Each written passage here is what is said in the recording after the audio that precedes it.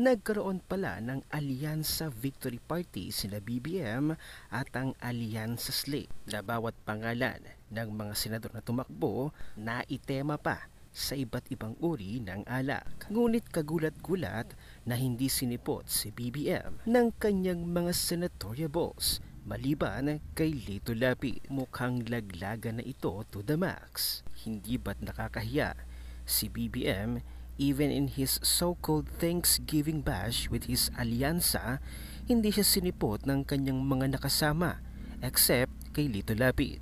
On the other hand, si PRRD na ni minsan hindi na silayin ng ating mga kababayan ay araw-araw dinadalaw, sinusuportahan at pinaglalaban kahit saan paman, kahit na pagdating sa The Hague, Netherlands. Ano kaya ang dahilan? Bakit hindi sumipot ang Alyansa Slate ni BBM maliban kay Lito Lapid? Narito ang dahilan. Mga tagay ng talunan, a cocktail menu na naiwan ng rehistro. Ito na siguro ang pinakamasayang menu na hindi nila binasa bago i-print. Sa Thanksgiving ng Alyansa para sa Bagong Pilipinas, inihain ng listahan ng mga cocktails na ipinangalan sa kanilang Senate slate. Problema lang, may mga pangalan dito na nilampaso ng boto at hindi na sumipot sa party. Ang totoo nga, si Supremo lang sa mga nanalo ang dumalo sa pagtitipon. Ang mas nakakatawa, hindi man lang naisip i-revise ang listahan. At teka, nasaan si Amy Marcos, ang endorsed ni Inday Sara? Malinaw, kahit sa cocktails may gulo ang alyansa. Tara, basahin natin ang mga inuming may tamang-tama pero maling timing. Number 1, Ben Hurricane, Abalos. Parang bagyong di naman dumaan sa radar. Maingay sa simula pero biglang nalaos. Malakas ang tama sa umpisa pero hangover agad sa bilang ng boto. Lasang count muna bago press con. Number 2, Cosmopolitan, Binay. Klasikong sosyal-sosyalan pero lasang lumang dynasty na pinilit ipainom ulit. Pa-smooth sa presentation pero after 2 spins parang gusto mo na lang umuwi sa Taguig. May aftertaste ng city identity crisis. Number 3, Bong Island Ice City, Revilla. Overacting ang tamis pero walang tunay na sipa. Lasang papogi habang nakalip-sync ng budots. May kasama pang pork flavored syrup pero wag kang mag-alala, di pa raw final ang resibo. 4. Pia Pia Pia Colada, Cayetano. Matapang pero balanced, parang kombi ng beach vibes at sanitiring. May legal kick na may kasamang protein shake energy. Inumin ng mga titang ready makapagsabayan kay Inday. Pwede, basta wag lang lalagyan ng Cayetano Complex. Number 5, The Pink Martini, Lacson. Straight, walang halong kalokohan. Inumin ng mga gustong ng audit habang umiinom. Di man exciting pero matatag kapag may anomalyang naaamoy. Bantay budget in a glass. Timplang para sa mga nagmo-monitor ng pork insertions habang nag-cheers. Number 6, Blue Supremo, Lapid. Tahimik, steady, pero parang laging may iniisip. Inumin ng mga di na nagtatanong kung bakit siya nandoon, sanay na kasi. Lasang classic action star, walang subtitles, parang alak na palaging present kahit walang order. 7. Manny's Knockout Punch, Pacquiao. Matamis, moralistic, at may kasamang sermon. Akala mo winning formula. Yun pala, pang preaching lang, hindi pang senado. Lasang chosen one na hindi pinili ng taong bayan. Boom, Knockout. 8. Mojito Soto. Nostalgic ang timpla. Parang lumang kanta sa videoke, kilala mo pa rin kahit gasgas na. Best serve sa reunion ng Double Guts o kung gusto mong alalahanin ang panahong simple pa ang Senado. May kasamang throwback pero di na makabago. Number 9, Gin and Tonic, Tolentino. Pinangakong pangmasa pero lasang pangkamanilaan condo lunch. Pa-fancy pero wala namang tama. Kapag tinungga mo, bigla kang maririnig nagrereklamo. Bakit nga ba siya tumakbo ulit? Gin bulag na pinasosyal, walang saysay. 10. Espresso Martini, Tulfo. Mainit, mabilis at nagbabantang sumigaw ng kulang-kulang ang yelo.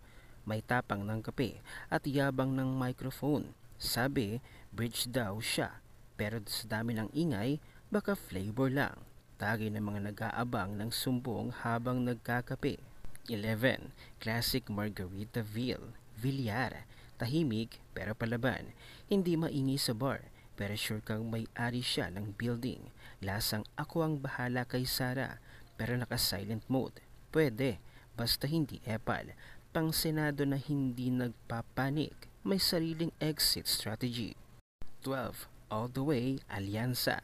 Inuming gustong isama lahat, pero nauwi sa lasang halo-halo na walang gatas. Hindi mo maintindihan kung ano talaga siya. Tagay ng mga hindi makadesisyon. Pwedeng may unity, pero walang laman. 13. Forward together. Unity drink kuno, pero parang leftover sa kampanya. Walang lasa, walang direction. Pwede na sa mga speeches na walang pumapalpak. Lasang committee meeting na walang quorum. Cheers! Samantala sa pag-amin ni Congressman Toby Tiangco, magagamit pala ito ni Vice President Sara laban kay Romualdez. Iba pa pala ang nalaman ni Vice President Sara patungkol sa pirma sa impeachment kaysa sa isiniwalat ni Congressman Toby Tiangco. Panoorin natin ang buong video. Pakinggan natin ang bagong statement ni VP Inday Sara.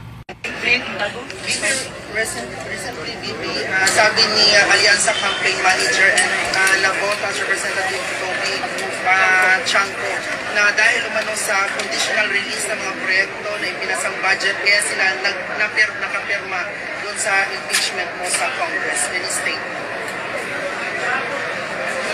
Speechless.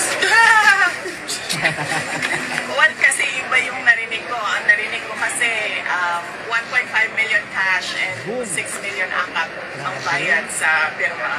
Sa pera. So, baka iba pa yung... sinabi niya, recent na sa interview sa One News. Baka iba pa yung conditional release, no? So, in addition pa yung sa mga natanggap, mga nagpirma. And, totoo din naman yun, public record din na makikita ninyo na yung mga hindi pumirma, zero talaga yung budget para sa kanila. Grabe mga lods, no? Ang ikinapagtataka ko lang, pwede pala yan sa mga congressman? Di ba ang trabaho lang ng isang congressman ay gumawa ng batas? Bakit minamanipula nila ang budget?